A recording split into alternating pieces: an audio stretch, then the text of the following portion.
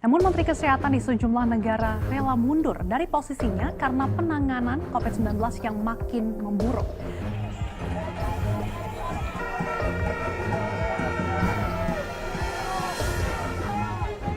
Demonstrasi ini berlangsung di depan kediaman resmi Benyamin Netanyahu.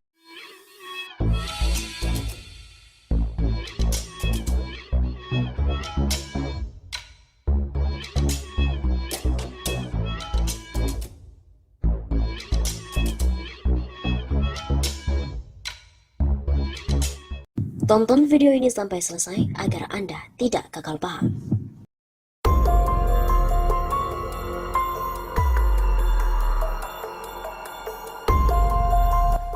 Banyak fenomena tentang pengkhianatan menteri dan juga desakan presiden mundur. Akankah hal ini menjalar ke Indonesia? Pandemi COVID-19 telah membawa malapetaka bagi hampir semua aspek kehidupan masyarakat. Tidak hanya kesehatan dan ekonomi yang dibuat porak-poranda, tatanan politik yang kuat juga bisa digoyahkan. Bangsa Eropa mungkin bisa berbangga hati. Walaupun di awal masa pandemi muncul, mereka selalu dicibir lantaran melakukan lockdown. Lockdown kala itu dianggap sebagai langkah yang berlebihan dan bisa mematikan sektor ekonomi. Tapi nyatanya, kebijakan lockdown merupakan awal mula dari keseriusan suatu negara dalam menghadapi pandemi. Langkah-langkah yang diambil jadi terukur dan efektif dalam menangani dan juga menekan sebaran virus. Alhasil, warga Eropa kini bisa berpesta dengan menyaksikan langsung Piala Eropa 2020 langsung dari stadion. Sementara negara di belahan bumi lain hanya bisa menyaksikan lewat layar kaca sendirian, tanpa ada acara nonton bareng, sebagaimana biasanya meramaikan gelaran sepak bola. Negara tersebut termasuk Indonesia. India. COVID-19 memiliki dampak yang serius bagi negara-negara yang tidak siap menghadapi pandemi, seperti di India. Sebanyak 12 menteri menyatakan mundur dari pemerintahan yang dipimpin oleh Perdana Menteri Narendra Modi. Dimulai dari Menteri Pendidikan Ramesh Pokhriyal Nishak dan Menteri Ketenagakerjaan Santosh Gangwar pada Rabu 7 Juli. Sebanyak 10 menteri lantas menyusul meninggalkan Kabinet Persatuan. Gonjang-ganjing ini tidak lepas dari kecaman publik kepada pemerintahan Modi karena dianggap gagal menahan gelombang kedua COVID-19 pada bulan April sampai dengan Mei, di mana gelombang kedua tersebut telah memicu ratusan ribu kasus dalam sehari saja. Modi yang biasanya kuat di depan rakyat, tampak mulai kehilangan tongkatnya saat infrastruktur kesehatan India hampir runtuh. Oksigen habis di kota-kota besar, rumah sakit kewalahan dengan pasien, dan petugas pemulasaran kelimpungan menghadapi angka kematian yang terus melonjak. Malaysia. Dampak COVID-19 juga terasa berat bagi politik di negeri jiran, Malaysia. Desakan agar Perdana Menteri Muhyiddin mulai digengungkan. Tidak tanggung-tanggung.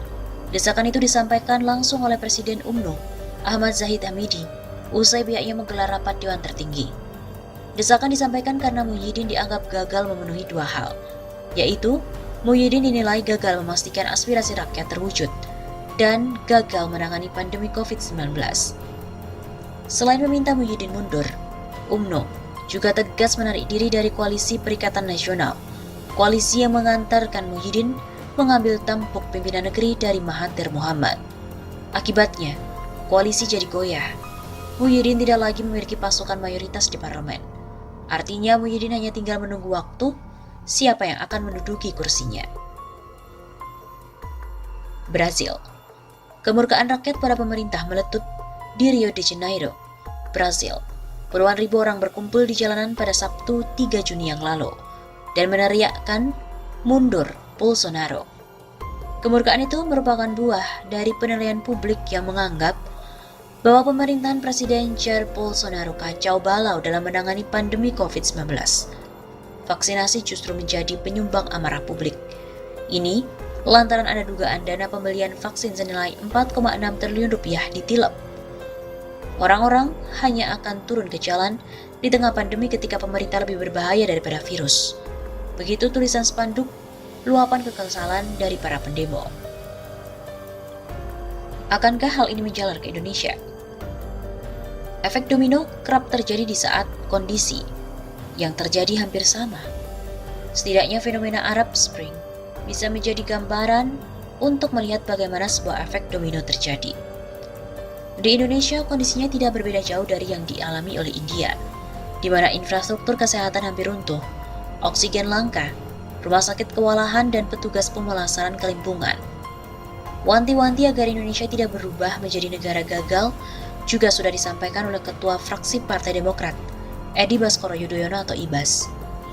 Lewat sebuah poster dari fraksi Demokrat DPR RI, Ibas mengingatkan pemerintah soal penanganan corona, sebab COVID-19 telah mengganas dan menyebabkan orang-orang di lingkaran terdekat jadi korban.